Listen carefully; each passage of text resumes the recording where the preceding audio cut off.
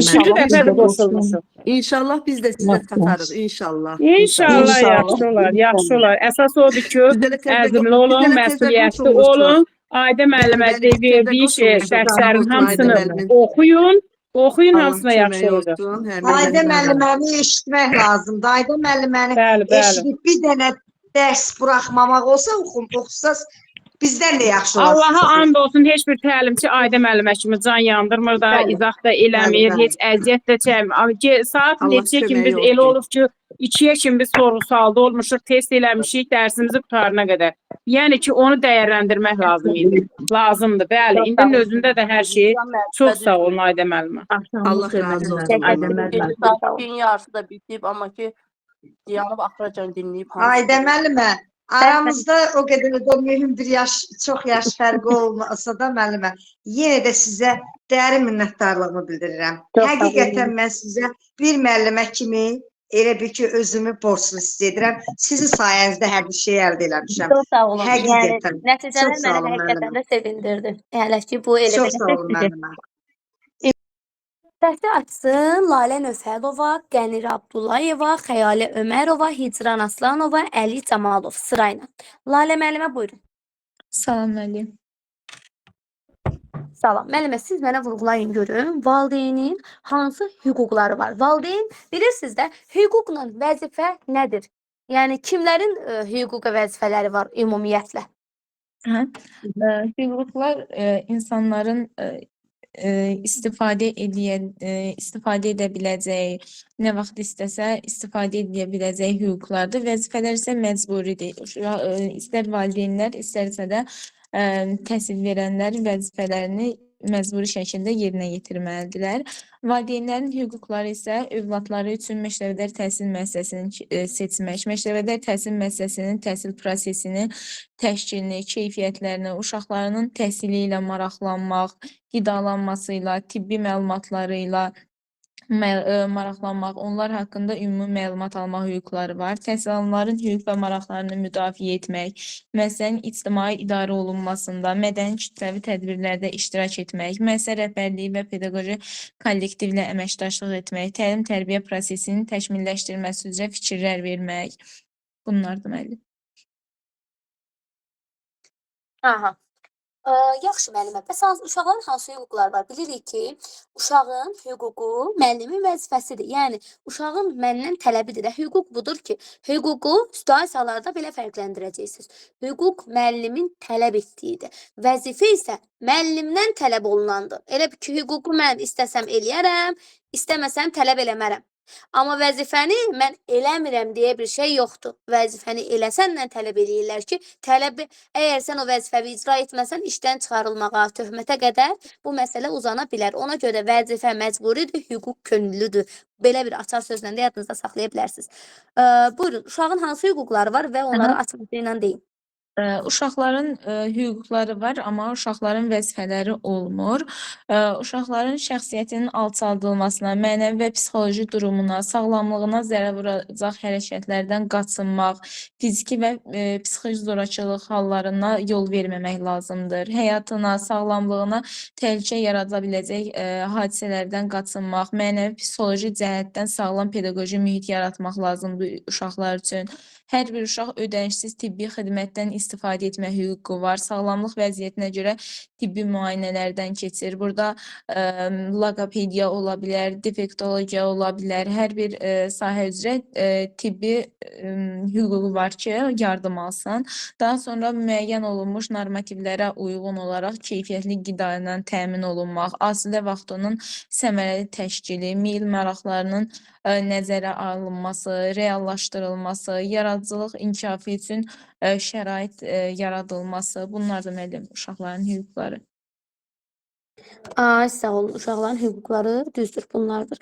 Bəs müəllimə, pedaqoqlar kimlərdir, texnik işçilər kimlərdir? Məktəbədə qədər təhsil müəssisəsinin iştirakçılarıdır pedaqoqlar. Texniki işçilər, mənim texniki işçilər də iştirakçı gedir də. Necə? Texniki işçi artıq necə yəni anlamadım. Nə Məktəbədə demək? təhsil prosesinin iştirakçısı gedir də, texniki işçilər də, yoxsa yox? Texniki işçi ilə texniki işçidir. O da qeyd olunur da. Elə demirim, Ayda müəllimə düzgün ifadə eləmədi fikrini. O Aha. yəni deyir ki, o demək istəyir ki, məktəbəqədər təhsil prosesi iştirakçılarına, texniki işçilər də aiddir də. Bəli, ora aiddir. Təhsil iştirakçıları da, həmin məktəbəqədər təhsil iştirakçıları, Bəli, iştirakçılara müəssisəsində aid. çalışan işçilər də onun hamısı. Mhm. Çox sağ olun. Sağ olun. Aha, bir də deyin mənə, məsələn, musiqi rəhbəri pedaqoqdurmu? Pedaqoq xeyr müəllim.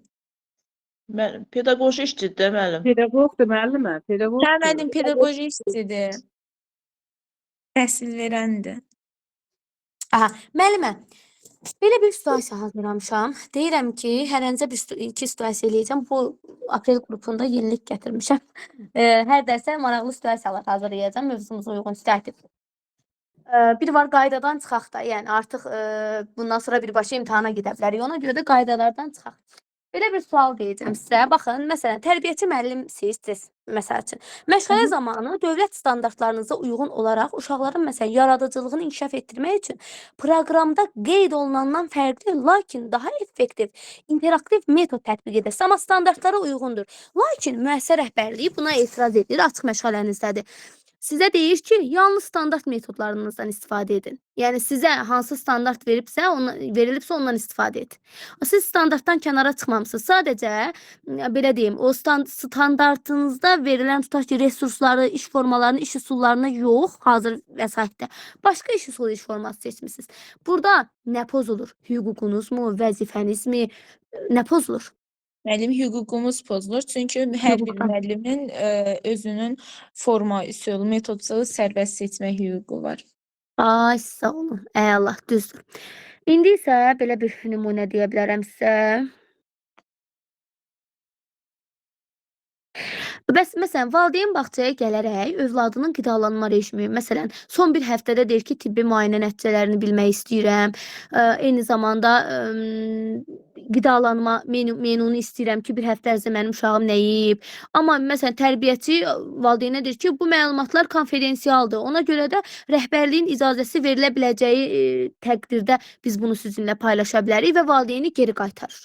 Bunlar Burada məqsədi. valideynin hüququnu pozmuş olur tərbiyəçi. Çünki hər bir valideynin hüququ var ki, uşağının təhsil prosesi ilə maraqlansın, iştirak etsin. Aha, ay sağ olun.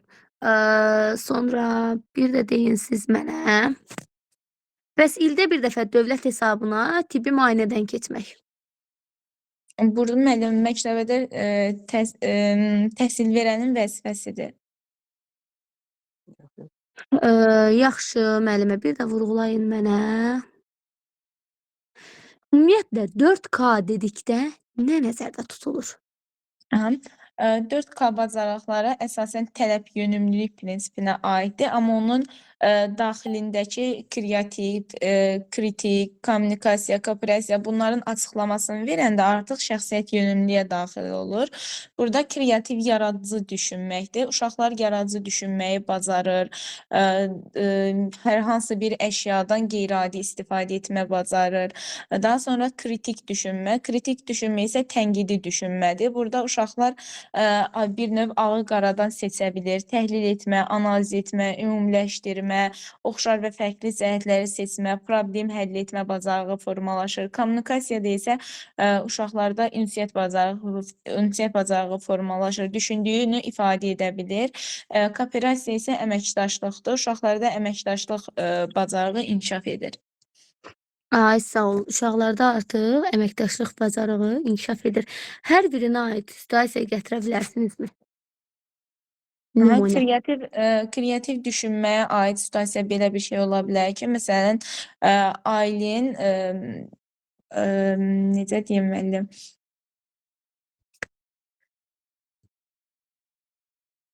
Məsələn, ailənin sok qutusundan qeyri-adi, məsələn, ona rəngli kartonlardan təkər falan hazırlayaraq rəngli bir dənə maşın hazırladı. Belə bir şey ola bilər yaradıcı olaraq. Kritik düşünmək isə, tənqidi düşünmək isə, məsələn, analiz edə bilir, oxşar və fərqlini seçə bilir.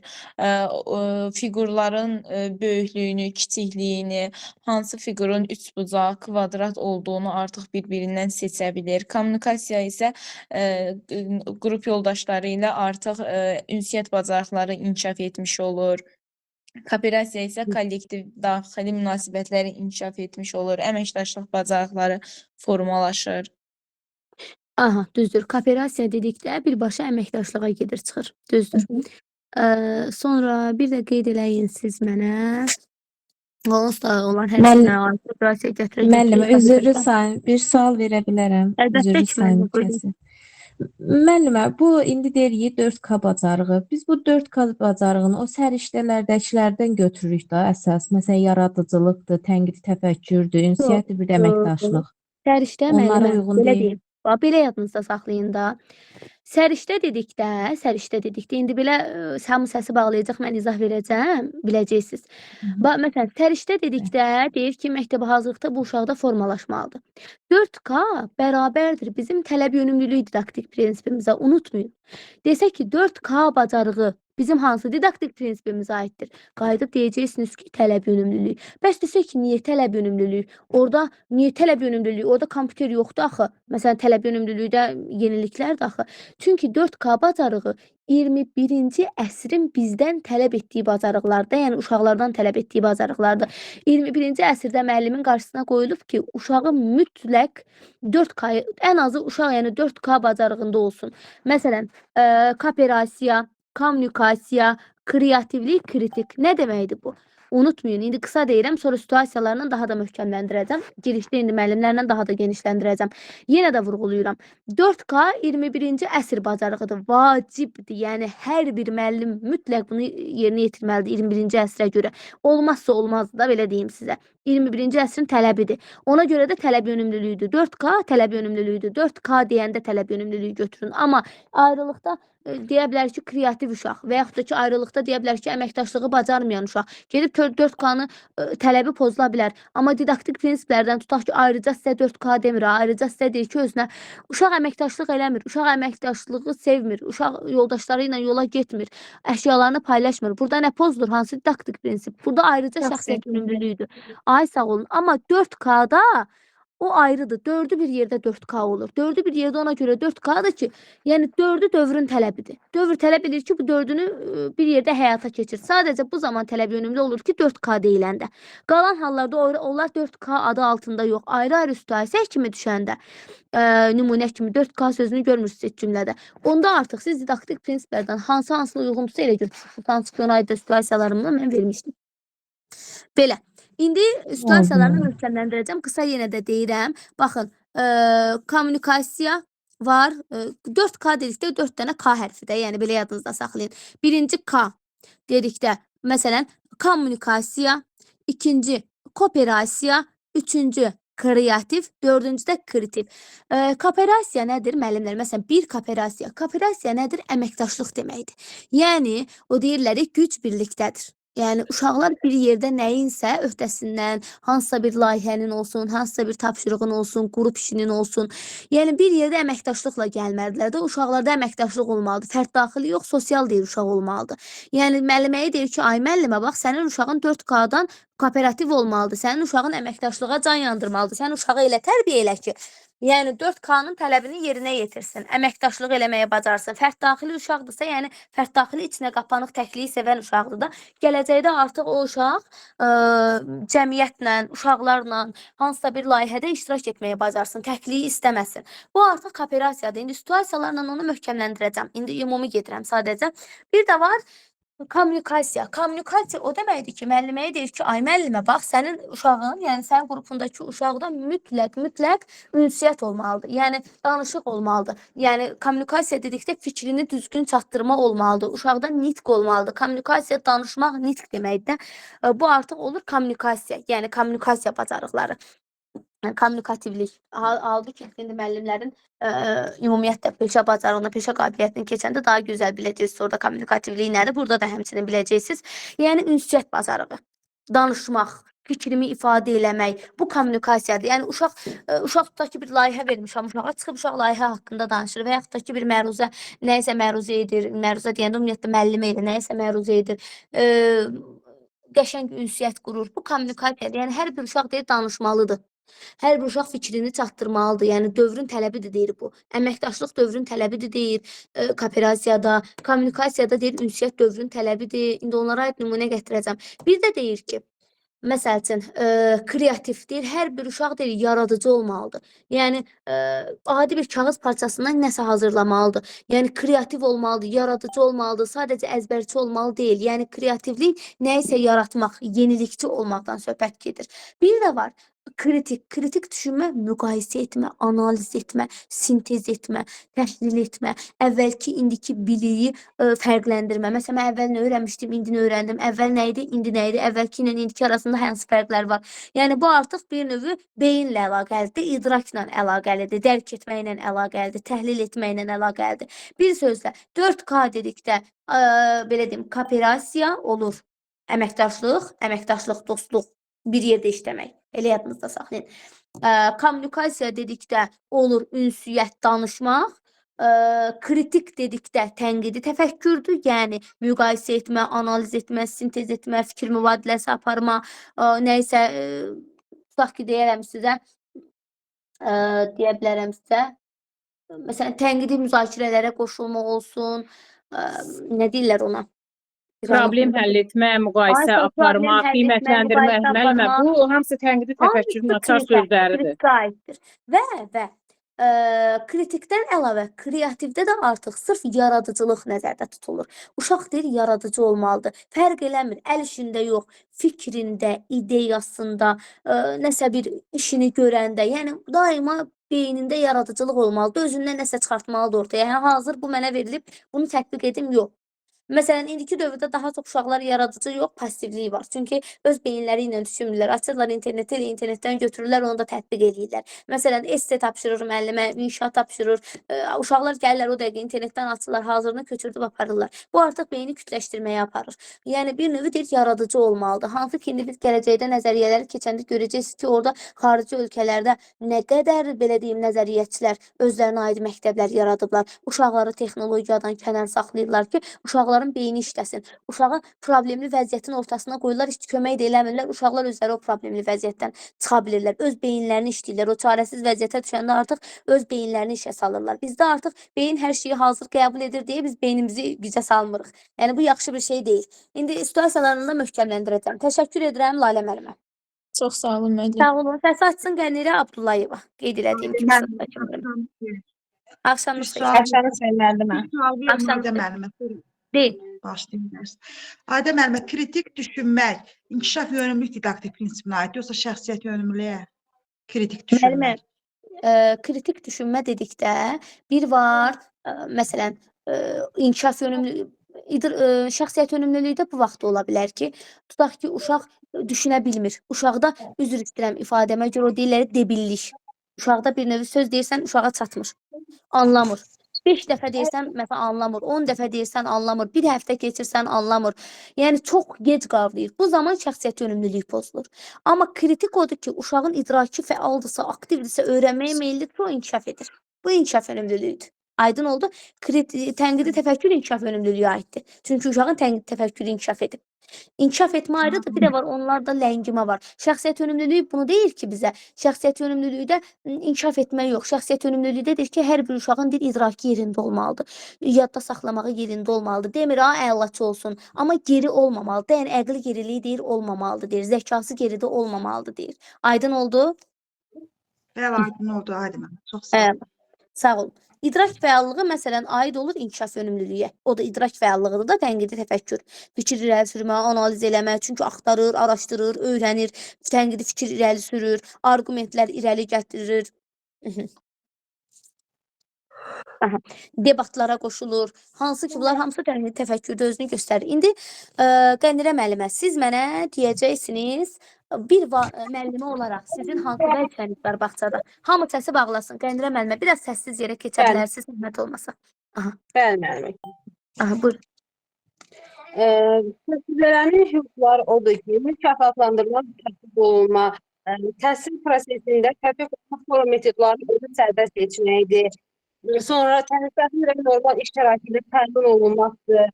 Şərəf layiqətinə hörmətlə yanaşmaqdır, yanaşma tələb etməkdir. Aha, başqa nə deyə bilərsiniz?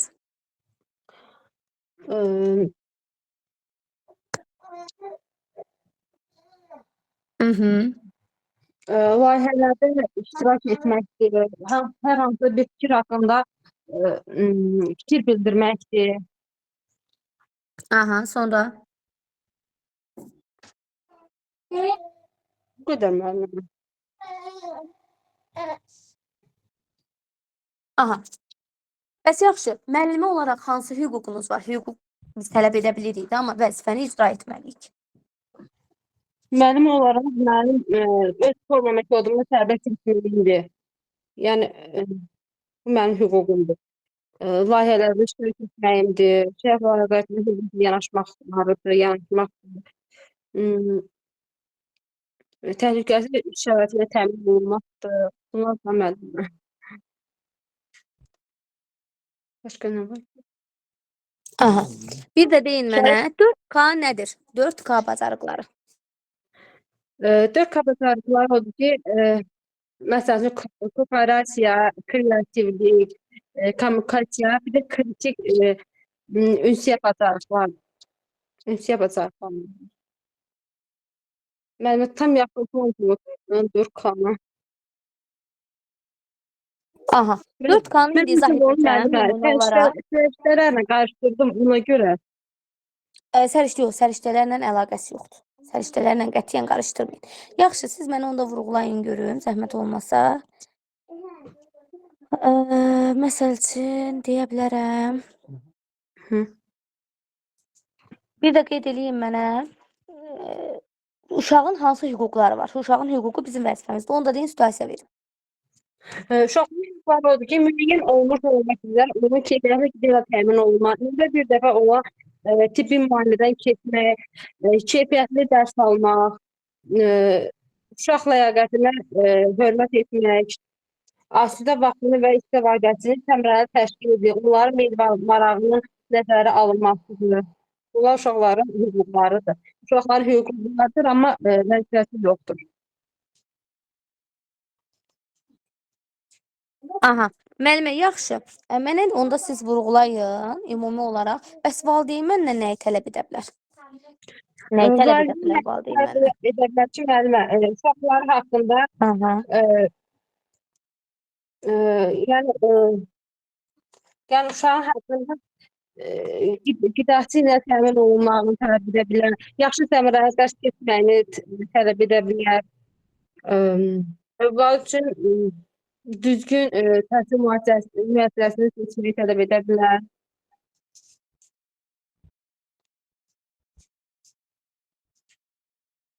Aha. Müəllimə, bir də vurğulayın mənə. Mən uşağın şəxsiyyətini nə zaman zədələmiş olaram? Ləyaqətinə nə zaman hörmətsizlik etmiş olaram? Nümunə gətirə bilərsinizmi?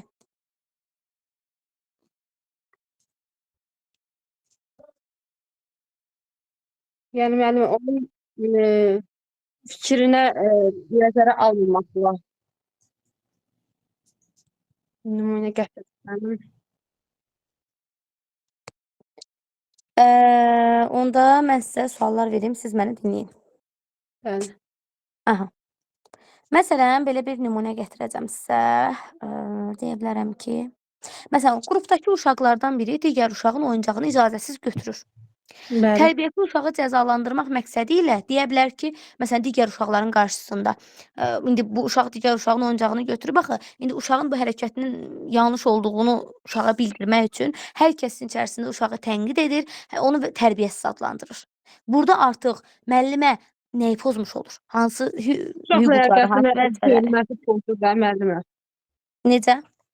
uşaq ləyaqətini pozur. Uşağın Uşağın hüququnu, özünün isə vəzifəsini pozmuş oldu. Bəli, bəli. Uşağın hüququnu, özünün isə vəzifəsini pozmuş Vəzifəsini oldu. pozmuş. Ay, sağ ol. Düzdür. Bir də deyin mənə görüm siz deyə bilərəm. Məsələn, bağça rəhbərliyi valideynlərə bildirir ki, uşaq evdə davamlı olaraq milli dəyərlərə zidd ifadələr işlədir. Yəni bağça rəhbərliyi valideynə bildirir ki, uşaq daha doğrusu evdə deyirəm, bağçada davamlı olaraq milli dəyərlərə zidd ifadələr işlədir. Və valideyn buna reaksiya vermir. Yəni daha doğrusu valideyn buna reaksiya vermir. Yəni valideyn burada nəyi pozmuş olur? Valideyn burada öz vəzifəsini pozmuş olur. Yəni uşağı öz adət-ənənələrinə, Azərbaycan dilində tərbiyə etməlidir. Ay sağ olun. Milli dəyərlərimizə, başqasının din, dil, irq, bunların hamısına hörmət etməli və düzgün yanaşmalıdır.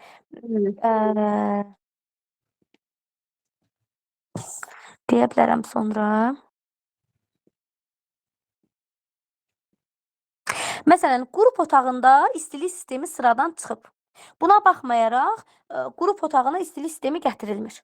Yəni, nə müdür, nə tərbiyəçi heç bir çarə də tapmırlar. Uşaqlar elə soyuq otaqda təhsil alırlar. Burada nə pozulmuş olur? Uşaqların hüquqları pozulmuş olur. Hansı hüququ? Hüququ da müəllimi, keyfiyyətli dərs almaq. Yəni sağlamlığı üçün, yəni ümumiyyətlə həyat və sağlamlığı üçün təhlükəsiz şəraitdə keyfiyyətli təhsil almaq hüququ uşağın pozulmuş olduğu. Ay sağ olun, düzdür. Bir də deyin mənə.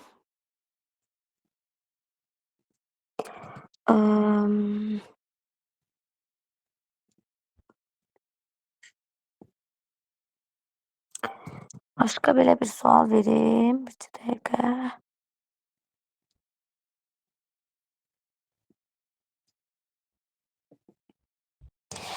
Tutaq ki,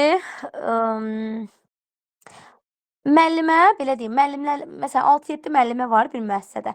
Müəllimə hər zaman özlərində işləyir. İnteraktiv müəllimdir. İmtahandan da yüksək bal toplayıb, məsələn, sertifikasiyadan. Eyni zamanda məşğələləri daha maraqlı, daha interaktiv, tədbirləri daha maraqlı, daha yaradıcıdır. Onunla belə müdürü digər tərbiyəçiyə sertifikat, təltifnamə verir, bu tərbiyəçiyə vermir. Burada nə pozulmuş olur? Sizcə? Təhsil verənin hüququ pozulmuş olur. Ay sağ olun. Təhsil verənin artıq hüququ pozuldu da. Çünki o nə edir? Mükafatlandırılmaq, onun təltif olunmaq hüququ var. Düzdür. Bəli, bəli.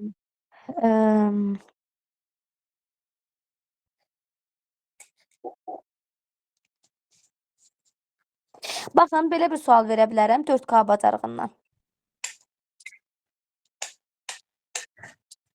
Tutaq ki, müəllimə, məsələn, məktəb uşaqlarından deyim, ümumi, yəni bu hansı ki 4K məktəbə də aiddir də, ya bağça, ya məktəb, eyni şeydir. Tutaq ki, müəllim şagirdlərə ekoloji çirklənmə ilə bağlı layihə verir.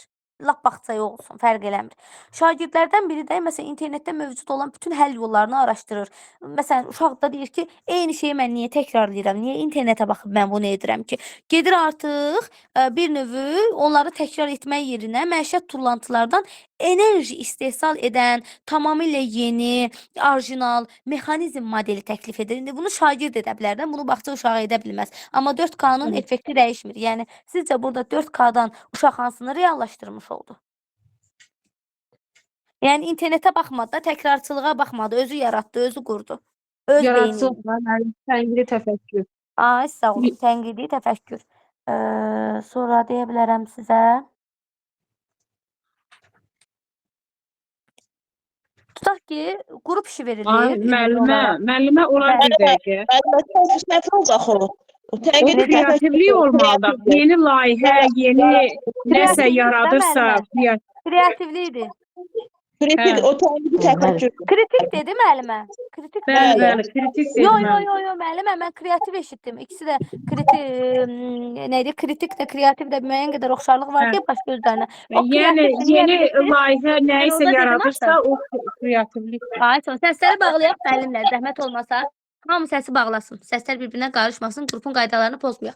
Baxın, niyə kreativlikdir? Onu sizə izah edim. Kritik o zaman ola bilər ki, təhlil edir, müqayisə edir, analiz edir, belə deyim, yan-yana gətirir, müqayisələr edir, fərqləndirir, ölçür, bitirir. Riyaziyyatda bir sözlə, yəni idrak. Burada neynədir uşaq? Deyir ki, mən təkrarçılığı istəmirəm. Bayaq nümunə gətirdim sizə. Dedim, məsələn, bu dəqiqə hər şeyi biz hazır internetdən alırıq, öz beynimizi işlətmirik. Bu situasiyada ona oxşuyur da, bayaqki izahıma oxşuyur. Görürsünüz, uşaq deyir ki, gedib internetdən eyni şeyləri mən niyə eləyirəm? Mən artıq hansı ki o tullantı materiallarından maraqlı bir, belə deyim, mexanizm modeli təklif edirəm. Yəni, nəsə yaratdı, o tullantıdan nəsə yaratdı, ideya çıxartdı ortaya. Burada bir növü, yəni müəllimənin verdiyi o layihədən uşaq yaradıcı bir nəticə çıxartdı. Ona görə də bu kreativlikdir. Çünki uşaq hazırı gedib götürmədi, öz beynini işə saldı və burada nəyisə yaratdı, təhlil eləmədi, müqayisə etmədi, nəsə yaratıb ortaya çıxartdı. Ona görə də bu yaradıcılıqdır. İndi yenidən bir sual verirəm. Dediyim kimi, qrup işidir. Qrup işi vermişəm uşaqlar arasında. Uşaqlardan biri deyir ki, mən istəmirəm müəllimə, mən o uşaqlarla oturmaq istəmirəm. Mənə tək burada ver, mən tək hazırlayıram. Yəni müəllimə burada hansı bacarığı reallaşdırmayıb uşaqda? Tutaq ki, uşaq artıq müəllimənin qrupunda 2 ildir. 2 ildir bu uşaq müəllimənin qrupundadır. Məktəbə hazırlıq uşağıdır. Yəni orta qrupda müəllimənin qrupundadır, amma uşaq hələ də qrupla fəaliyyətə cəlb olunmur. Sizcə 4 qadın necə? Əməkdaşlıq. Kooperasiya. Bəli, əməkdaşlıq, düzdür. Deyə bilərəm. Bəs uşaqlardan biri şeir danışmalıdır və yaxud da ki, necə deyim, müəllimə ona bir deyə bilərəm sizə, məsələn, tərbiyəvi bir mövzu verib. Tutaq ki, bizim nəzakət qaydaları haqqında bir məlumat verib də ki, uşaqlar nəzakət qaydaları haqqında öyrənin. Sabah hamınızdan soruşacağam. Hərə öz bildiyini desin. Uşaqlardan biri çıxır, əlini əli ilə sıxır, danışa bilmir, utanır, sıxılır. Bir sözü deyir, ikincisi gəlmir. Digər sözü deyir, üçüncüsü gəlmir. Yavaş, çox gec, ləng danışır. Burada nə pozulmuş olur? 4Q'dan. Ünsiyyət pozulmuş olur. Ay, sağ olun, ünsiyyət. Çünki fikrini ifadə eləyə bilmir. Cəmiyyət arasında sıxılır, çəkinir. Burada əməkdaşlıq yoxdur, amma burada danışma var, fikir irəli sürmə var. Bəli, təşəkkür edirəm müəllimə, çox sağ olun. Siz sağ olun. Təfəkkürün xəyali müəllimə Ömərova, səhv etmirəmsə. Bəli, müəllimə. Eşidirəm. Aha, sonra da Hicran müəllimə açacaq. Müəllimə, siz mənə vurğulayın. Deyə bilərəm sizə.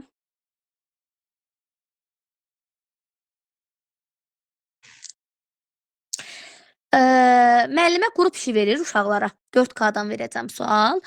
Qrup işi zamanı şagirdlər arasında məsələn fikir ayrılığı yaranır. Leyla qrupun məsələn digər üzvlərinin fikirlərini diqqətlə dinləyir, ortaq məxrəcə gəlmək üçün öz ideyasında güzəştlər edir, yəni dəyişikliklər aparır öz ideyasında.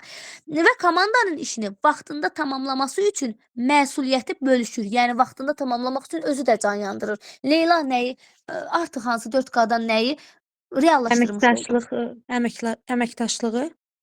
Ay, sağ olun, əməkdaşlığı. Yəni sadəcə bir yerdə oturmurlar da, eyni zamanda məsuliyyəti bölüşür, məqsəd üçün öz fikirlərində dəyişikliklər eləyir, təqdim edir. Yəni bir növü komandanın fikrini nəzərə alır və orada empatiya hissi də olmalıdır. Yəni mənim dediyim olmalıdır. Məsələn, komanda vermisən uşaqlara, uşaqlardan biri deyir ki, mənim dediyim olmalıdır. Mən heç kimin fikrini nəzərə almıram. Mənim dediyim olmalıdır deyəndə artıq burada əməkdaşlıq yoxdur. Əməkdaşlıq odur ki, 4-ünüzün, 5-inizin fikri ortaq olsun. Ortaq bir 4-ünüz, 5-iniz ortaq məxrəcə gəlməz. Yəni digəri narazı qalsın. Mən öz fikrimi deyim. Mən baş bilənlik edim. Yəni bu olmaz. Adi fərq eləmir bağça uşağında. Digər yerlərdə də yəni ortaq məxrəcə gəlmək, empatiya, fikir mübadiləsi aparmaq məhz əməkdaşlığa aiddir. Əməkdaşlıq bizim hansı indi iş formalarını, iş üsullarını sizdən keçməmişik amma deyə bilərəm də bağçada tətbiq edirsiniz. Qruplarla işdir, kollektiv işdir. Qruplarla aiddir. Aha, indi düzdür, burada çox müəllim keçib, əvvəlki müəllimlərim, amma bəzi yeni müəllimlər keçməyibdir deyə çox dərinə də gedə bilmirəm. Mövzu, etap gedirəm. Sonra deyə bilərəm sizə. Məsələn, deyə bilərəm ki, Adətən 4K biraz məktəbə daha çox belə deyim, sübyativ suallar hazırlamaq olur. Çünki uşaqların idrak səviyyələrinə uyğun çox sadə suallar ortaya çıxardıram da. Baxıram ki, yəni çox sadə çıxır. O dəqiqədə tapacaqsınız siz onu. Ona görə biraz məktəb səviyyəsində deyəcəm, amma düşə bilər imtahanınıza da. Yəni bu səviyyədə eyni şeydir, məğzi eynidir, dəyişmir. Tutaq ki, deyə bilərəm, mövzu götürək, müəllimə məsələn şagirdlərə qlobal istiləşmənin səbəbləri mövzusunda araşdırma tapşırıb. Şagird amma qarşısına çıxan ilk məlumata inanmır. Fərqli mənbələri müqayisə edir, faktlarla subyektiv fikirləri bir-birindən ayırır, məntiqi nəticəyə gəlir, analizlər aparır. Bəli, kritik düşünür, tənqidi düşünür. Ay, sağ olun. Tənqidi düşünür artıq uşaq, düzdür.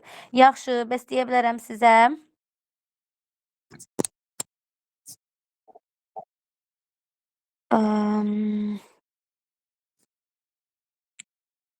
Tutaq ki, şagird hazırladığı layihəni sinif qarşısında təqdim edərkən həm deyir şifahi nitqdən, həm də vizual vasitələrdən istifadə edir. Məsələn, slayddan istifadə edir, şəkillərdən istifadə edir, audialdan istifadə edir, yəni səsdən istifadə edir, həm də rəsmi üslubdan istifadə edir, nəzakət qaydalarından istifadə edir, fikrini çatdırmaq üçün bunları sintez eləyir bir yerdə. Uşaq nəyi yerinə yetirmiş oldu? Həm ünsiyyəti, kommunikasiya, həm də yaradıcılığı. Yox, yaradıcılıq yox. Mən bunu istifadə edirəm. Mən nəsə demədi ki, yaratır. Ünsiyyət. Sən ünsiyyət fikrini çatdırmaq üçün, fikrini daha yaxşı çatdırmaq üçün əyanidən, vizualdan, rəsmi üslubdan, nəzakətdən istifadə edirsən ki, fikrim daha aydın olsun. Bir var, mən ancaq rəsmi üslubda danışım. Bir də var, fikrim auditoriyaya. Çünki auditoriyada oturanlar eyni zamanda, yəni sinifimdə oturan o uşaqların hərəsinin anlama tərzi fərqlidir axı. Uşaq fikrini çatdırmaq üçün, hamıya gözəl, aydın ifadə eləmək üçün hər şeyə əl atır. Çünki fikrini ifadə edir burada. Fikir ifadə eləmə varsa birbaşa bu aid olur ünsiyyətə. Müəllimə, burada bir dənə sual verim də müəllimə. Burada kritik düşünmədən də istifadə eləmir. Niyə? Nə var burada kritiklik? O axtarır da, nəyi eləsən daha yaxşı olar, nə bilim, hansı variantı seçsən daha yaxşı olar və öz fikrini daha yaxşı göstərmək üçün nələrsə əl atır. Kritik düşünmür burada. Burada kritik odur ki, analiz etmək, sintez etmək yox. Bu sadəcə təqdimatını hazırlayanda digərlərindən də istifadə edir. Digər vasitələrdən. Necə ki, biz indi gələcəkdə sizinlə keçəcəyik. Hansı ki, müəllimin dediyim kimi peşə bacarığı, peşə qabiliyyətləri orada müəllimlərə verilir. Hansı ki, özünü düzgün ifadə edən müəllimlər, sizlər bilərsiniz, müəllimin peşə bacarığında, peşə qabiliyyətlərində hansı müəllim idi ki, terminlərdən istifadə etmir, sadə dildən, anlaşılan dildən istifadə edirdi. Kim deyə bilər? Yaxşı öyrədici. Didaktik müəllim. O kommunikativ müəllim deyil, didaktik müəllim, kommunikativ müəllim. Didaktik olacaq müəllim. Didaktik qabiliyyət. Aha. Baxın, niyə didaktik? Çünki burada da məsələn bir müəllimə öz fikrini ifadə eləyəndə hamının siz məsələn ünsiyyətini anlamırsınız da. Hərənin bir fərqli izah etmə tərzi var. Mənim, bir başqa təlimçinin, hər kəsin müsbəti də olsa, mənfisi də yanında var mütləq ki. Məsələn, hər kəs seçir, kiməsə qoşulur ki, bunun nitqi mənə daha aydındır, daha yaxşı çatır. Amma eləsi də var ki, deyir, yox, mənə məsələn bu müəllimin nitqi çatmır. Mən anlaya bilmirəm, başa düşə bilmirəm. Bunu deyənlər də var. Ümumi olaraq, yəni hal-hazırda mənim əsas vurğuladığım məqam budur ki, əgər mən ünsiyyətimi yaxşı çatdırıramsa, demək ki, mənim kommunikasiyam yaxşıdır. Yəni fikrimi sizə tam aydın çatdırıram, əsas odur da. Yəni fikrimi tam çatdırmaq. Yarı-yarımçıq yox. Burada da uşaq fikrini çatdırmaq üçün sadəcə metodlardan istifadə edir. Oldu müəllim, sağ ol. Sağ olun. İndi müəllimə, siz mənə vurğulayın.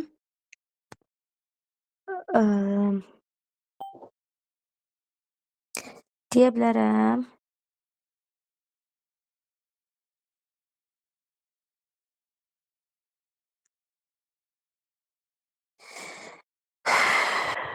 Tutaq ki, belə bir nümunə gətirim. Daha doğrusu müəllimin hüquqi vəzifələrindən də, yəni müəllimin, valideynin. Deyə bilərəm ki, tərbiyəçi uşaqların təhlükəsizliyi üçün otağa müşahidə kamerası quraşdırılmasını tələb edir. Təhlükəsizliyi üçün. Ümumi olaraq. Lakin digər tərəfdən uşaqların emosional durumunu nəzərə almır. Ağlayan uşağı sakitləşsin deyə digər uşaqlardan təcrid edir. Yəni təcrid etmə, ayırma deməkdir. Yataq otağında tək saxlayır. Və bunu da valideyn görür. kameradan. Müəllimənin amma fikrində deyil ki, bunu valideyn görür də, yəni ağlına həmin anda gəlmir. Burada artıq müəllimə nəyi pozmuş olur? Öz vəzifəsini pozmuş olur. Hansı vəzifəsi? Uşaqlara uşaqlar dediniz, uşağı kənara qoyur da, yəni uşaq hüquqlarına hörmətlə yanaşmır da, onları Müəllim öz, hansı ki, məsələn, uşağın fiziki, psixi Uşağın- zorakılığın bütün formalarından qorunmaq hüququ pozulur, uşağın hüquqlarından. Müəllimin isə bu zorakılıqdan qorumaq vəzifəsi. Hə. Müəllim də artıq burada öz vəzifəsini pozmuş oldu. Çünki müəllim də uşağı qorumalıdır axı. Buradan uşağın hüququ pozuldu, müəllim də öz vəzifəsini pozdu. Çünki uşağın hüququ müəllimin vəzifəsi idi. Bayaq demişdim sizə. Bəli. Yəni baxın, fiziki, psixi zorakılıq fərq eləmir. Yəni döymək ancaq fiziki olmur da. Yəni elə şiddət var ki, o həqiqətən də fiziki, psixinin yanında, yəni o necə deyirlər, az qalır. Belə bir deyim var, eşitmisiniz də. Söz yarası qılınc yarası sağalar, söz yarası sağalmaz. Həqiqətən də elədir. Müəllimin o verdiyi o psixoloji zorakılıq o şiddətin yanında heç nə olur. Yəni burada da bir növ psixoloji zorakılıqda artıq uşağı bir növ zorakılığa necə deyim, yönləndirir. Yəni zorakılıq tətbiq edir. Burada da öz vəzifəsini pozmuş oldu, uşağın da hüququ pozulmuş oldu. Yaxşı, bir dənə də situasiya deyim sizə, nə deyə bilərəm?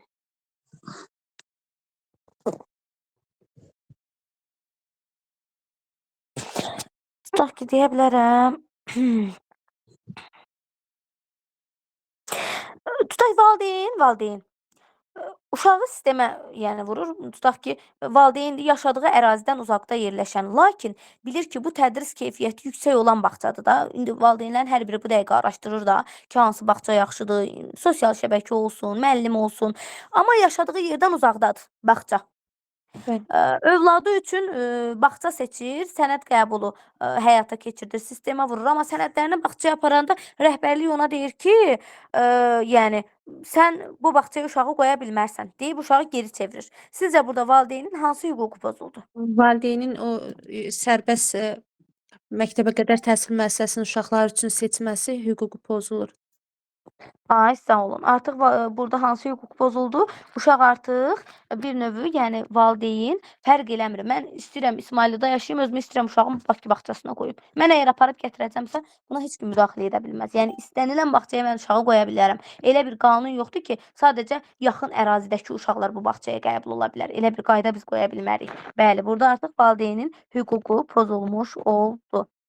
Təşəkkür edirəm müəllimə. Əla. Sağ olun müəllimə. Sağ olun. Səs açsın Hicran müəllimə. Buyurun müəllim. 4K-ya aid situasiyalarınızı gözləyirəm. Buyurun. Sonra situasiyaları mən verəcəm. Bəli, izah verim. 4K bacarığı biz bilirik ki, 21-ci əsrin bacarıqlarıdır. Tələb yönümlülük didaktik prinsipini əsas götürərək burada formalaşan bir bacarıqlardır. Yəni, dövrün tələbi nədirsə, uşaqların bacarığı ona görədir. Uşaqlara burada sərbəstlik verir, öz bacarıqlarını formalaşdırmaları üçün, yönləndirici bacarıqlardan istifadə olunur. O uşaqlar öz ideyalarını, ünsiyyət formalarını, kollektivdə çalışmaq, qrupda çalışmaq bacarıqlarını formalaşdırmaları üçün 4K bacarıqlı ən önəmli mərhələlərdən biridir. Deməli, 4K bacarığı kritik düşüncə, tənqidi təfəkkürdür. Açar sözlər olaraqdan da bunlar tələb olunur ki, təhlil etmək, analizdir, arqument gətirmək, hər hansı bir hadisələrin olmasının əsaslanaraq fikrini özü arqument gətirərək, əsaslandıraraq deyilməsidir. Təsnif etmək, müqayisə etməkdir, hər hansı bir hadisələrin arasında olan oxşar və fərqli cəhətlərin müqayisə olunmasıdır. Hər hansı bir hadisə haqqında izah verməkdir, nəticə çıxarmaqdır, problem həll etmək, qiymətləndirmək, bütün bunlar hamısı kritik tənqidi təfəkkürün formalaşması üçün tələb olunan bacarıqlardır. Sonra gəlir kreativ düşüncə, yaradıcı təfəkkürdür. Burada yeni bacarıqların formalaşmasıdır. Hər hansı bir yeni layihələrdən, fərqli fikirlərlə yanaşmadır. Burada qərar vermə bacarığının formalaşmasıdır. Hansı ki, hər hansı bir hadisəyə öz-özlüyündə sual verir ki, mən bu fərqli necə həll edə bilərəm problemi? Yəni ki, fərqli yanaşma bacarığıdır. Spontan çıxış yolunu tapmaqdır. Məsəl üçün, öz ideyalarını vizuallaşdıraraq onu yaradıb öz bacarığını təkmilləşdirmədir. Kommunikasiya ünsiyyət bacarığıdır. Burada fəal dinləyici bacarığından söhbət gedir. Məlumatı düzgün formada ötürmə qabiliyyətidir. Aydın yazılı və yaxud da şifahi nitq bacarığının olmasıdır. İnformasiyanın doğruluğunu, texnologiyalardan düzgün istifadə etmə bacarığıdır ki, hansı ki, dövrün tələbi nədir? Texnologiyalardan WhatsApp-dır, sonra telefondur, Telegramdır. Bu texnologiyalardan, tələb olunan texnologiyalardan düzgün istifadə edərək, informasiyaların düzgün qəbul edilərək onun formalaşdırma bacarıqlarıdır. Sonra kooperasiya biz veririk də əməkdaşlıqdır. Ən çox burada açar bacarıqlar olaraqdan o təqdim olunur ki, komandada, qrupda işləmə bacarığıdır. Komandaya liderlik etmə bacarığıdır, idarə etmə bacarığıdır. Məsələn, hansısa komandada əməkdaşlıq formasında hansı bir fəaliyyət göstərilirsə, əgər konflikt düşərsə, konflikti həll etmə bacarığının formalaşmasıdır. Ən çox da sağlam rəqabət aparmaq, yəni ki, birlikdə işləmək, düzgün ünsiyyət qurma qabiliyyətidir. Komandanın fikirləri ilə razılaşma bacarığıdır ki, hansı da bu kooperasiya əməkdaşlıq bacarığında formalaşan bir mərhələlərdir. Əla. İndi isə müəllimə, sizə belə bir sual verəcəm. Bax ki, deyə bilərəm.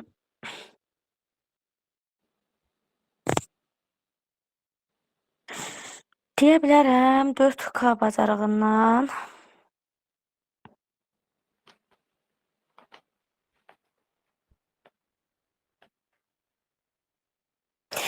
məsələn, bir test verəcəm. Sizə onu Telegramda paylaşmaq istəyirdim. O günü hazırlamışdım. Həmin o testdə siz deyin mənə görüm.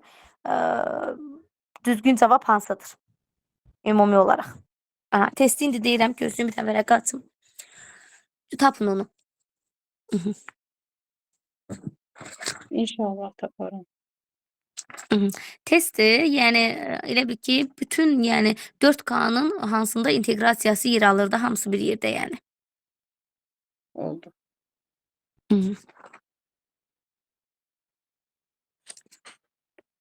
Bir yere yazmışdım, gözlüyüm. Deyir ki, məktəbdə xeyriyyə yarmarkası təşkil olunur. İndi məktəbdən söhbət gedir. Bəli. Məsələn, xeyriyyə yarmarkası. Aşağıdakı fəaliyyətlərdən hansı deyir? 4K bacarıqlarının hamısını özündə birləşdirən kompleks fəaliyyətidir. Xeyriyyə yarmarkası. Məsələn, A variantı. Şagirdin tək başına evdə bişirdiyi şirniyyatı yarmarkada satması. Uşaq artıq xeyriyyə yarmarkasında evdə öz bişirdiyi şirniyyatı yarmarkada satır. Burada 4K-nın 4-ü də reallaşıbmı? Beyin də deyəcəm indi. Bir də təkrar edeyim müəllimə. Evdə pişirdiyi şirniyyatı özü yarmarkada satır.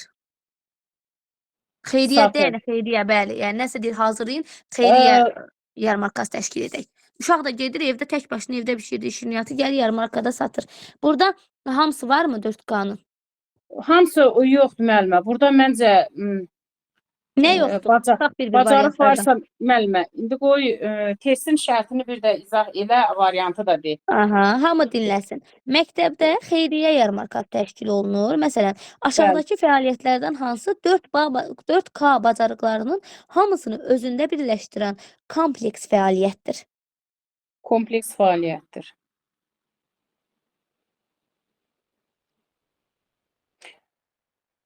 Müəllimə, onu təkcə məsələn evində hazırlayıbsa, burada əməkdaşlıqdan söhbət getmir axı. Çıxdı elə. Ünsiyyət də yoxdur. Sadəcə olaraq burada bəli, ünsiyyət də yoxdur. Kooperasiya da yoxdur.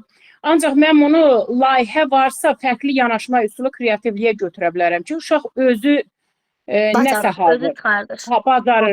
Öz canlı şəkildə hansı layihəsə öz bacarığını məsələn, öz üzərində sual verərək necə yanaşa bilərəm? Yəni, o layihə özünün yanaşmasını, öz bacarığını yönləndirməlidir. Bu, kreativlikdən başqa heç nəyə göstərə bilmərəm müəllimə. Yaxşı, bəs deyə bilərəm ki, şagirdin internetdən xeyriyyətçilik haqqında esse yazıb sinifdə oxuması. Esse yazıb sinifdə oxuması. Kritik düşüncədir. Tənqidi təfəkkür formalaşır burada da. İzah var, nəticə var, problem qiymətləndirmə var. Kritik Ay sağ ol. düşüncə müəllimə. Təkdir bu da. Bəli, Yaxşı, bəs təkdir. deyirəm ki, şagirdlərin qruplara bölünərək büdcəni hesablaması, cəlbedici reklam afişalarının hazırlanması, komanda daxili iş bölgüsü Bu etməsi. kooperasiyadır müəllimə. Orada komanda varsa, qrup varsa, o kooperasiyadır. Artıq heç bir form ola bilməz. Aha, yaxşı, indi deyəcəm. Əməkdaşlıq var. Yaxşı, indi deyəcəm onda. Bəs bütün alıcıları razı salması. Elə həmin var, B variantındadır bu da. Baxın, yenə də B-ni təzədən oxuyuram. Şagirdlərin Oxuyun qruplara müəllimə bir də. bölünərək Müəllim şagirdlərin hamısı var qruplara deyildi. baxın bircə dəqiqə. Şagirdlərin qruplara bölünərək büdcəni hesablaması. Bu ayrı verilib həmin variantda. Cəlbedici reklam afişalarının hazırlanması. Komanda daxili iş bölgüsü etməsi. Bir də alıcıları razı salması. Alıcıları razı salması, cəlb etməsi. Aha. Müəllim kreativlik də var burada. Kritik də, kommunikasiyada, kooperasiyada məncə. Aha. İndi Müəllim səsləri hamısı var. bağlayaq, Hicran müəllimə izah eləsin. Hamı səsi bağlasın. İzah eləyim müəllimə. Müəllimə bir də təkrar edin. Yəni mən kooperasiyanın üstündə dayandım. Orada kritiklik nədən gedir Ya, söhbət? sonuncu variantı da deyim. Bircə dəqiqə. Deyin bəs. Deyə bilərəm ki, müəllimin şagirdlərə yarmarkanın necə keçirilməsi barədə mühazirə oxuması. Mühazirə kommunikasiyalıqdır. Çünki orada mühazirə biz bilirik ki, ünsiyyət var, dinləyici bacarığı var orada, məlumat ötürmə var. Kommunikasiya bacarığını götürərəm. İndi gəlin mən izah edim. Bir dənə hamı dinləsin. Bayaqki Buyurun, variantda şagirdlərin qruplara bölünərək büdcəni hesablaması. Büdcə hesablamaq biraz Büdcə kritikdir də. hesablamaq kritik düşüncədir də. Ayşə, Kritik. kritikdir. Fərq nə olsun qruplara bölündü, amma burada məqsəd nədir? Büdcəni hesablamaq. Kritik, Büdcə bəli. hesablamaq beyin tələb edir axı, düz deyil? Bəli. Bir büdcəni Kritik, hesablayanda tənqidi sən analiz təfəkkürdür. edirsən, çatarmı, çatmazmı, yetərmi, yetməzmi? Bu oldu. Bu B variantını oxuyuram, amma başqa varianta keçmirəm. Sonra cəlbedici reklam afişalarının hazırlanması. Cəlbedicilik nədir? Cəlbedici, yəni təkrarlamıram da, hansınsa yaradıcı deyil müəllimə. Yaradıcıdır Bəli. da. Kreativ. Ay, Bayaq sağ ol. dedim, hə. Aha. Sonra komandada daxili iş bölgüsü etmək. Əli, sən məsələn bişirəcəksən. Vəli, sən Kooperasiya. bunu eləyəcəksən. Kooperasiya. Bir də alıcıları razı salmaq. Necə ki, satıcının yanına gedirsən, səni elə dili ilə, elə yola gətirir ki, deyirsən, Ünsiyyət kommunikasiya. ay sağ ol. Bir dənə paltar geyinirsən, baxırsan ki, o paltar heç əynivi olmayıb. Gəlirsən evdəkilər deyir ki, bu nədir sən almısan. Amma sənə elə satıcı elə dil tökür. Nə gözəldir. Sanki sənin əynivədir bu. Hamının başına gəlib də nə qəşəngdir. Üzüvə elə düşdü. Heç kimə belə yaraşmayıb. Nədir? İnandırma, niyet, ünsiyyət İlanı bacarığı, yuvasından inandırmadır. çıxartmaqdır da müəllimə o ünsiyyət. Ay sağ ol. Buna nə oldu? Yəni alıcıları razı Kommunikasiya. salmaq artıq olur. Nəyə? Kommunikasiyaya. Kommunikasiya. Dördü də burada var. Dördü də sintez Bəli. olunub. Aydın oldu? Müəllimə, ola bilərdi ki, mən o testi canlı elə bu PDF-i açardınız, orada oxuyub özüm cavabını Müəllim, tapa onu bilərdim. yazmışam Ola mən. bilsin Onu- səsləndirmədə o testləri birə. yazmışam. O Ancaq testləri mən Telegramda video alam hazırlamışam, müəllimə. atarım. Atarım. Telegramda hazırlayanda girib işləyərsin, narahat olmayın. Sırf Hə. o testi paylaşacağım. Oldu Yəni, müəllim. oldu. Sonra bir dənə də deyin siz mənə. Bir dənə də deyin. Tutaq ki, deyə bilərəm sizə.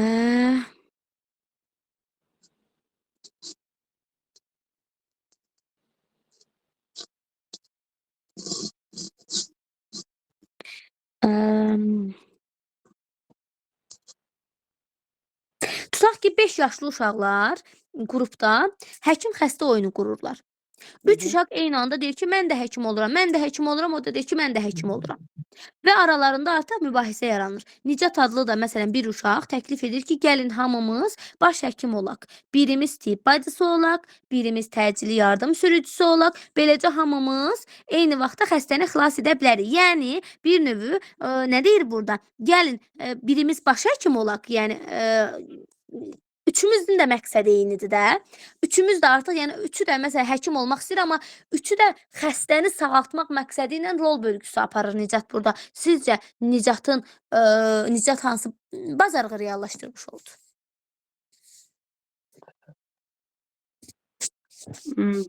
Nətər müəllimə? Bir də təkrar eləyim onu. Baxın, 5 yaşlılar qrupunda Aha, Bu səsləri bağlayaq. versin də sualı. Müəllimlər, Hə. səsləri bağlayaq. 5 yaşlılar qrupunda həkim xəstə oyunu qurulur. 3 uşaq eyni anda həkim olmaq istəyir və mübahisə yaranır. Nicat adlı uşaq Elə təklif kooperasiyadır edir ki, müəllimə. Orada konfliktlərin həllinin aradan götürülməsi varsa, orada kooperasiya olmalıdır. Əməkdaşlıq. Düzdə konflikti qrupu idarə Bəli. eləyir, liderlik bacarığı Bəli. var da bu uşaqda. Bu uşaq artıq Bəli. ortanı sakitləşdirdi. Yəni rol bölgüsü apardı da, ona görə Bəli. bölgünü düzgün apardı, kooperasiya var, əməkdaşlığı düzgün qurdu. Düzdür. Sonra deyə bilərəm. Bir də deyin mənə siz uşağın hansı hüquqları var? Uşağın hüquqlarını deyək, uşaqların hüquqları ondan ibarətdir ki, öz həyat və sağlamı üçün təhlükəsiz şəraitdə təhsil almalarıdır. Sonra məktəbəqədər müəssisələrdə normativlərə uyğun keyfiyyətli qida ilə təmin edilməkdir. Asudə vaxtının səmərəli keçirilməsidir. Uşağın meyil və maraqlarının reallaşmasıdır. Bütün bu imkanların yaradılması onların hüquqlarıdır. Şəxsiyyətin alçaldılmasına, mənəvi psixoloji duruma, məsələn, sağlamlığına zərər vuracaq bəzi hərəkətlərin, fiziki və psixoloji zorakılığın bütün hallarından müdafiə olunmaqdır uşaqların. Uşaqların sağlamlığına, mənəvi psixoloji durumuna zərər vuracaq istənilən informasiyadan uşaqları müdafiə etməkdir. Sonra ödənişsiz tibbi xidmətlərdən istifadə etməkdir. Məsəl üçün, hansı ki uşaqların eşitmə, görmə, nitq qüsurları, zəifliyi var, onların müalicəsinə görə tibbi pedaqoji yardım almaqdır. Müəyyən olunmuş normativlərə uyğun bayaq dedim, keyfiyyətli qida ilə təmin olunmaqdır. Bütün bunlar hamısı uşaqların hüquqlarıdır müəllimə. Aha. Müəllimə, deyin mənə siz bir dənə nümunə gətirim, onsuz da siz hüquq və vəzifələrdə yaxşı bilirsiniz.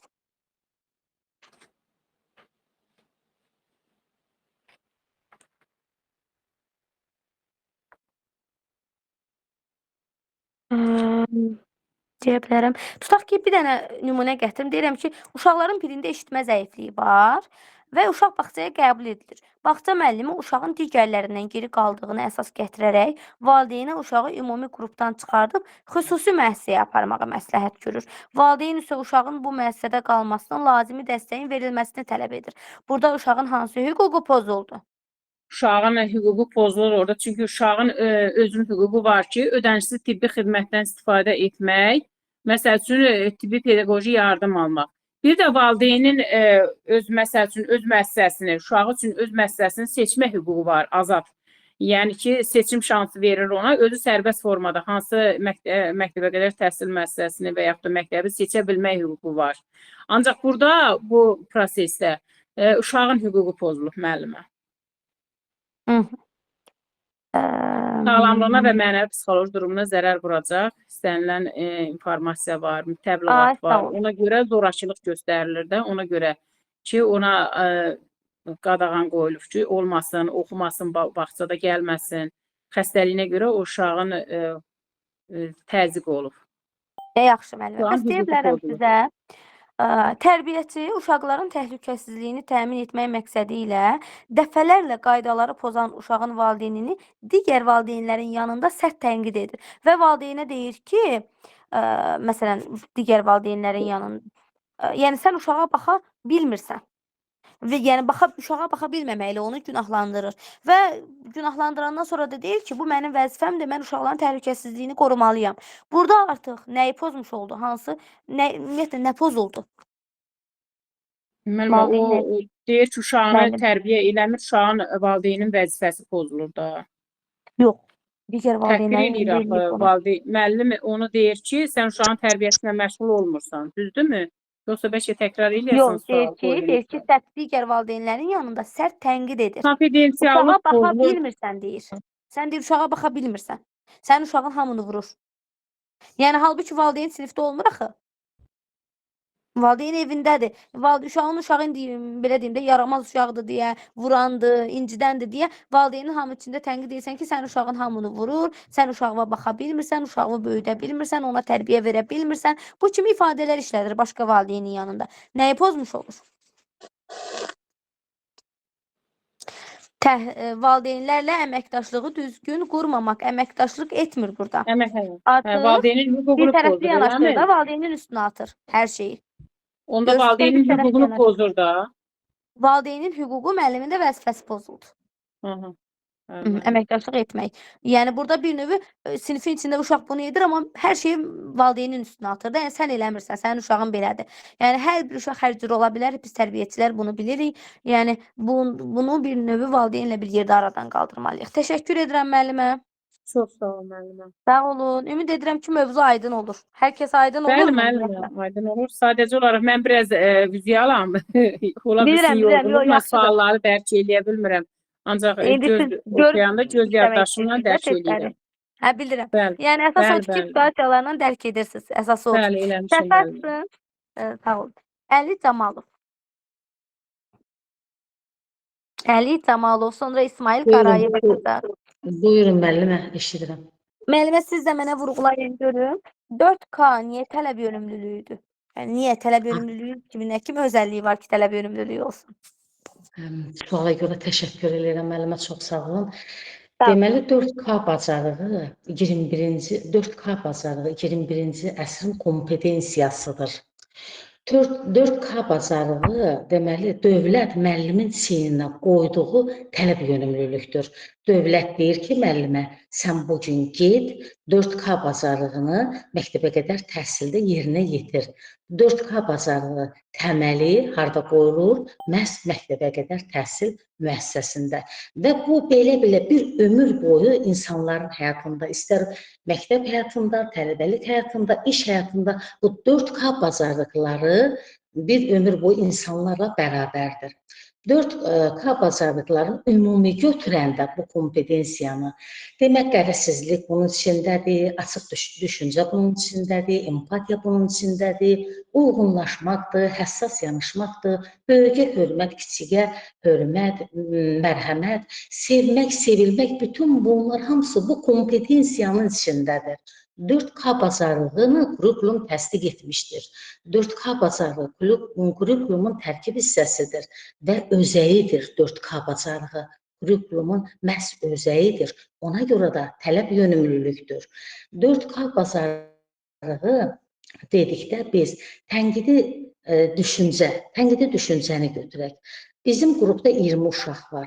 Biz nədən bilərik ki, hansı uşaq tənqidi düşüncəyə malikdir? Axı 20 uşağın 20-si də tənqidi düşüncəyə malik ola bilməz. Biz baxırıq, görür ki, niyə sualına cavab axtarmaq bacarığı var uşaqlarda? Yəni burada kritik düşüncə var. Niyə sualını axtarır? Səbəb nəticəni axtarır, araşdırır. Ondan sonra kəşf etmək həvəsi var. Burada idrak fəallığı var, öyrənməyə həvəs var, maraq var.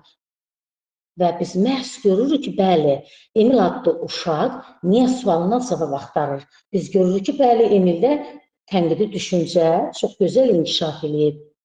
Buyurun müəllimə.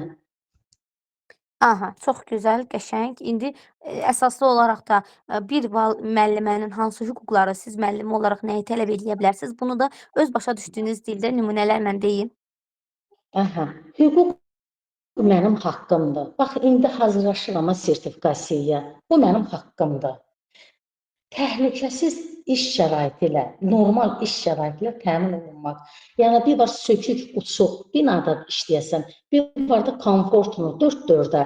Bu mənim haqqımdır, tələb edirəm ki, mən komfortunu işdə işləmək istəyirəm. Otaqlar komfortun olsun, 4-4 olsun, mənim bugünkü tələblərə uyğun, hansı ki, mən bu kurikulumdan keçirəm dərsi. Bu 4-4 olmasa, kurikulumdan söhbət gedə bilməz. Hər şey burada 4-4-də komfortunu olmalıdır. Əgər burada heç nə komfortunu yoxdursa, 4-4-də heç nə yoxdursa, kurikulumdan söhbət gedə bilməz. Biri də budur mənim hüququm. Sonra şərəf və ləyaqətimə hörmətlə yanaşılması. Əgər qrup işlədiyin kollektivdə qırğın qiyamət gedirsə, burada da yenə də düzgün iş getmir. Burada şərəf və ləyaqətə hörmətlə yanaşmaq tələb olunur. Sonra mükafatlandırılmaq, təltif olunmaq. Əgər mən nəsə bir kreativ iş görürəmsə, nəsə bir mənim özümü müəllim kimi tənqidi düşüncəm varsa, mən haqlıyam ki, mən mükafatlandırılmalıyam, təltif olunmalıyam. Bu qədər bilirəm. Buyurun müəllimə. Müəllimə, vurğulayın siz mənə. Buyurun. Tutaq ki, belə bir nümunə gətirim sizin üçün. Buyurun. Hmm.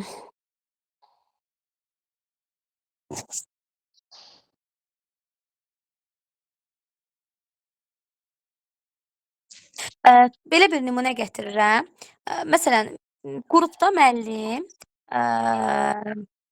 konstruktor hansı ki oyunu təşkil edir və bu oyunda uşaqlara tapşırılır ki, uçan ev düzəltsinlər. Uşaqların çoxu adi ev düzəldir və üstünə qanad qoyur. Deyir ki, müəllimə, bu mənim evim uçur, qanad qoyur. Amma uşaqlardan biri evi tərsinə çevirir, altına şarlar bağlayır. Xəyal edir ki, müxtəlif rəngli detallardan mütəhərrik quraşdırır da, yəni şarlarla artıq mütəhərrikini fərqləndirir. Və müəlliməyə də bildirir ki, müəllimə, bu şarlar mənim buludlarımdır, bu isə buludun üzərində mənim uçan evimdir. Belə fikirlər sürür. Bu uşağın tənqidi düşüncəsidir. Yəni kritik düşüncəsidir. Bu uşağın beyninin məhsuludur birbaşa. Müəllimə, beyninin məhsuludur deyəndə, burada müəyyən qədər dedikdə, ola bilər uşağın beyni, necə deyim, idraki fəallığı yaxşıdır. Amma uşaq burada eyni, hər kəsin elədiyindən eləmədi axı. Uşaq burada yaratdı, qurdu axı nəyisə. Eynilikdən qaçında axı. Uşaq burada neynədir? Digər uşaqlar adi ev düzəldib ona qanad verdisə, bu uşaq evin altına şarlar düzdür. Və ideyasına baxın, deyir ki, bu şar buluddur, bunun üstündəki də mənim evimdir. Mənim evim buludların üstündədir. Yaradıcılıq da, burada onda artıq uşaq yaradır da. Nəsə o bir uşaqlardan fərqli olaraq yaradır nəsə. O yaradıcılıqdır, kreativlikdir. Bu artıq yaradıcılıqdır. Deyə bilərəm sonra.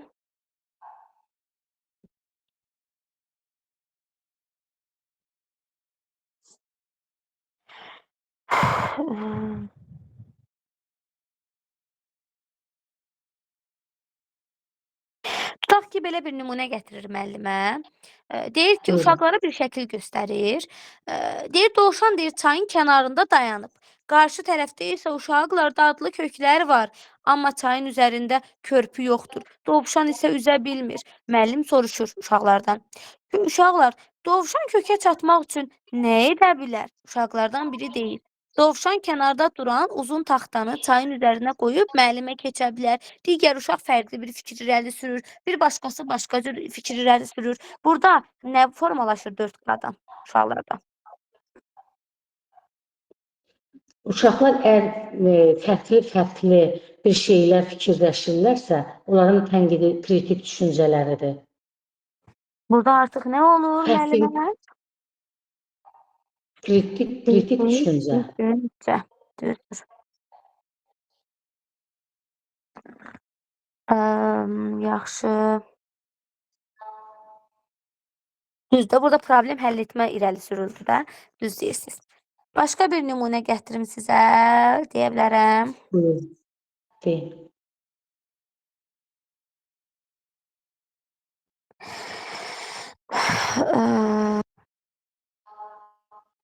Uşağa, belə deyim, ümumi olaraq, uşaqlara qida çəkilir. Qidaların qramajı fərqlidir qruplar üzrə. Məsələn, bir qrupa 15 dənə uşaqdır, amma yemək yedir, tutaq ki, daha çox qramaj. Digər qrupa isə çox az gəlir. Halbuki ki, burada 19 uşaq var, amma qramaj az gəlir də uşağın qidası. Tərbiyəçi müəllim də bunu görür. Deyir, mənə nə verirlər, onu verim getsin. Mənlik deyil ki, özləri bilər. Burada uşağın hüququ pozulur. Müəllim də öz vəzifəsini yerinə yetirmir. Ay, sağ olun. Burada uşağın hüququ, müəllimin Uşağın də vəzifəsi. hüququ pozulur. Çünki o qidalar hamısı uşağa getməlidir. Uşağın haqqıdır. Eynən, yəni. Uşağın haqqıdır, uşağın hüququdur. Ümumiyyətlə, uşağın vəzifəsi yoxdur. Uşağın ona görə vəzifəsi yoxdur ki, yalnız 18 yaşından sonra uşağın vəzifəsi ola bilər. 18 yaşına qədər uşağın vəzifəsi yoxdur. Vəzifə bu var müəllimə. Uşağın bu hüququ pozulur. Baxın, vəzifə budur. Necə ki, səriştələrimizdə demokratiya, insan hüquqları var ha. Hansı ki, bağça yaşlı uşaqda, belə deyim, demokratiya, insan hüquqları bilmirlər. Səriştələri nümunə gətirirəm. Uşağın da səriştələrdə Bəli. necə ki, demokratiya, insan hüquqlarını bilirik. Demokratiya deyəndə demokratiyanı bilmir ki, uşaq sadəcə öz hüququnu bilir, bir də başqasının hüququnu başa düşür. Tutaq ki, nümunə gətirmişdim. Sizə bir dənə sinifdə kukla var. Sinifdə bir dənə kukla verilib dövlət tərəfindən və uşaqlardan biri ağlayır ki, səhərdən axşama bu mənim kuklamdır. Onu özünükləşdirir. Burada artıq uşaq hüququ pozmuş olur. Yəni bu mənim deyil də, təkcə bunu hamı ilə mən paylaşmalıyam.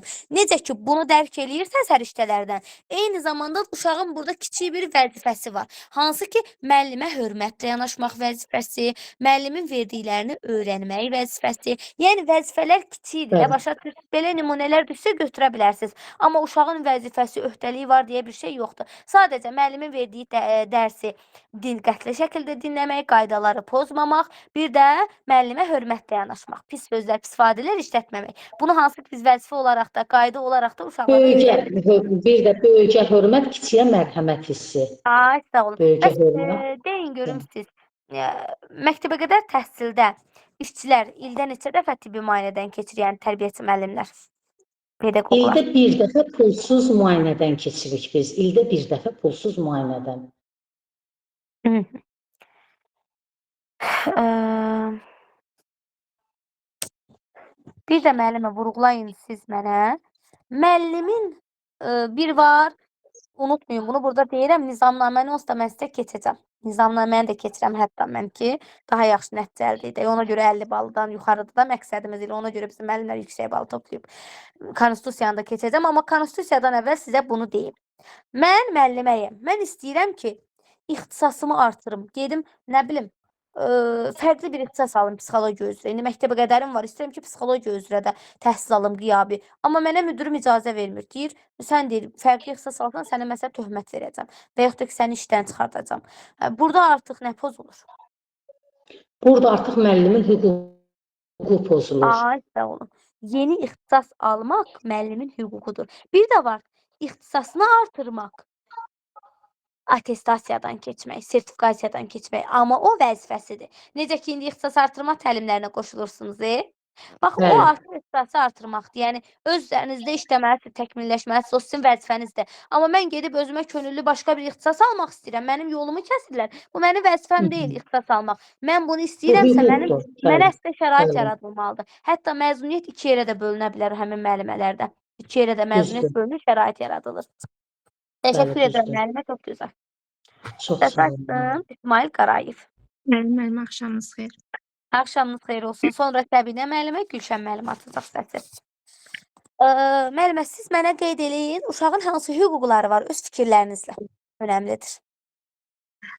Uşağın hüquqları müəyyən olmuş normativlərə uyğun keyfiyyətli qida ilə təmin olunmaq, asudə vaxtının səmərəli təşkili, uşağın sağlamlığı, psixoloji zorakılıqdan müdafiə olunmaq, ödənişsiz tibbi xidmətdən keçmək, başqa bir də şəxsiyyətinin alçaldılması, mənəvi psixoloji durumuna, sağlamlığına zərər vuracaq bütün hərəkətlərdən, yəni müdafiə olunmaq da. Düzdür. Yaxşı müəllimə, deyirəm sizə, bağçada tərbiyəçi müəllim, yəni ümumiyyətlə tərbiyəçi müəllim uşaqları yerlərinə salırlar, yatızdırırlar. Amma soyuq havadır, qar yağır çöldə, hansı ki fevralın sonudur, belə deyək. Fevralın sonudur, martın əvvəlidir. Tərbiyəçi dayə gətirir uşaqların üstünə nazik adyal sərir. O lap nazik olur, yay adyalı. Sərir öz işini yüngülləşdirmək üçün.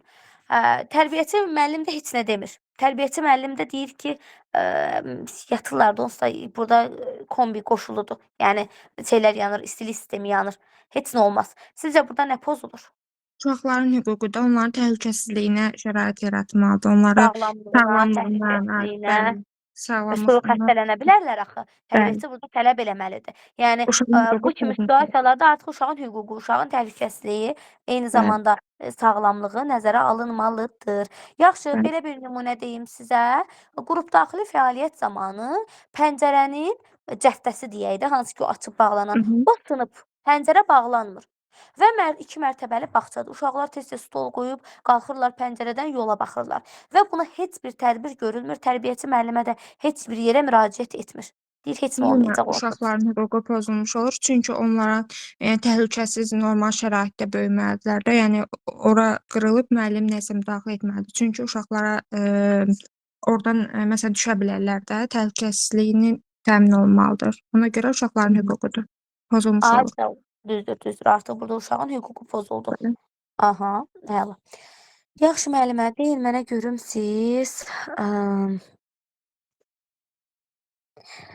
bəs deyə bilərəm. Bəli. Müəllim dərs prosesində uşaqlardan biri müəllimdən icazəsiz ayaq yoluna gedir. Müəllim bu zaman uşağa bildirir ki, sən çox pis uşaqsan, sən söz dinləmirsən Uşağın və şəxsiyyəti uşağı cəzalandırır. alçaldılmış olur.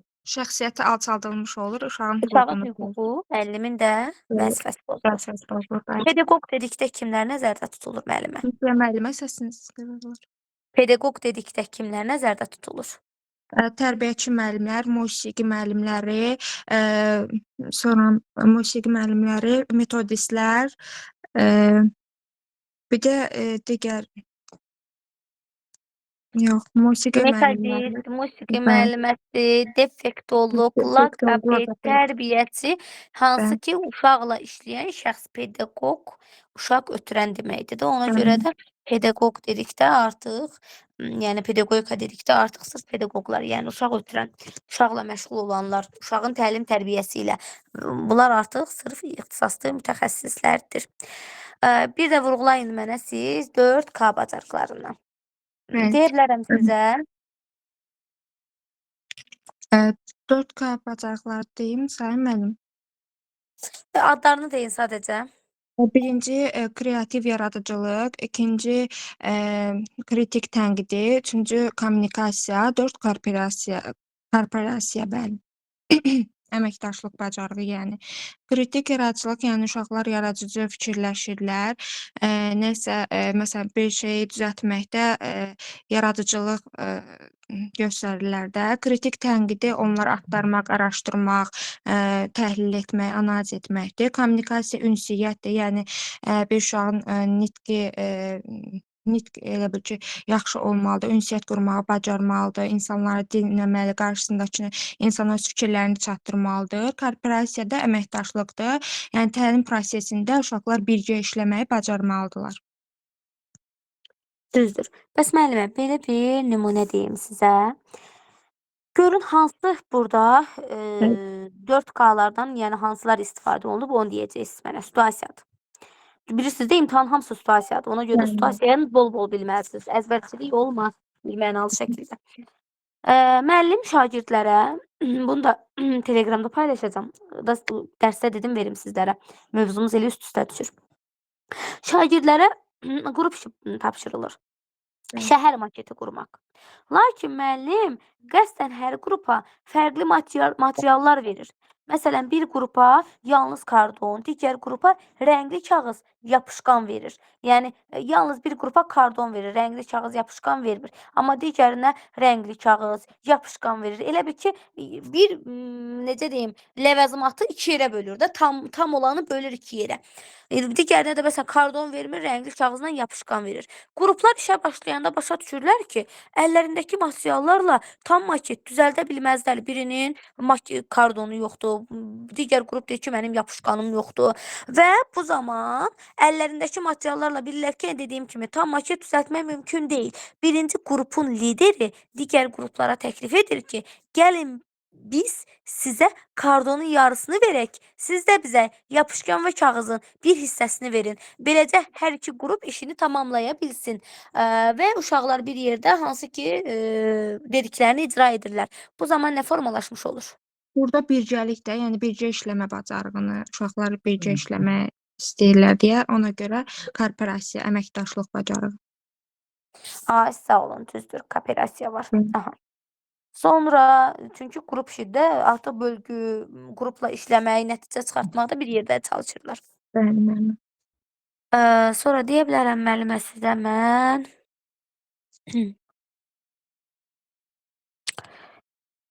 Eee,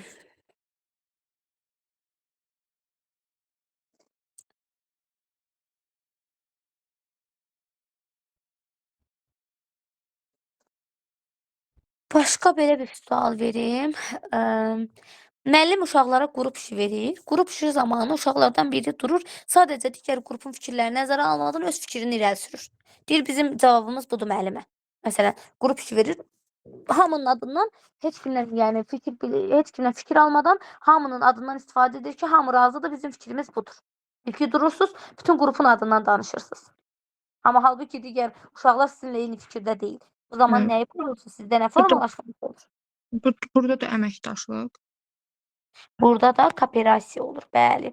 Çünki biz artıq empati olmalıdır. Hər kəsin fikrini nəzərə almalıyıq biz. Sonra deyə bilərəm. Başqa belə bir sual verim bir dənə də.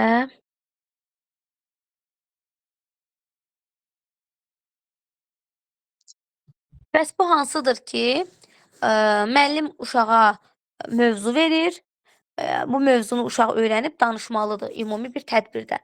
Uşaq həyəcanlanır, fikrini çatdıra bilmir, kəkələməyə başlayır. Bu zaman nə olur? Bacarığı, nitqi səlis olmalıdır. Uşaqda kommunikasiya bacarıqları, ünsiyyət formalaşmayıbdır. Yəni çəkəliyirsə. Təşəkkür edirəm müəllimə, çox sağ olun. Çox sağ olun müəllimə. Məhəmməd çıxa bilərik kəndi. Bəli, kim istəyirsə dərsdən ayrıla bilər. Artıq demək olar ki, tam mənimsəmişik. Ayrılmaq istəyən ayrılsın. Bir-iki müəllimə qaldı sual cavaba.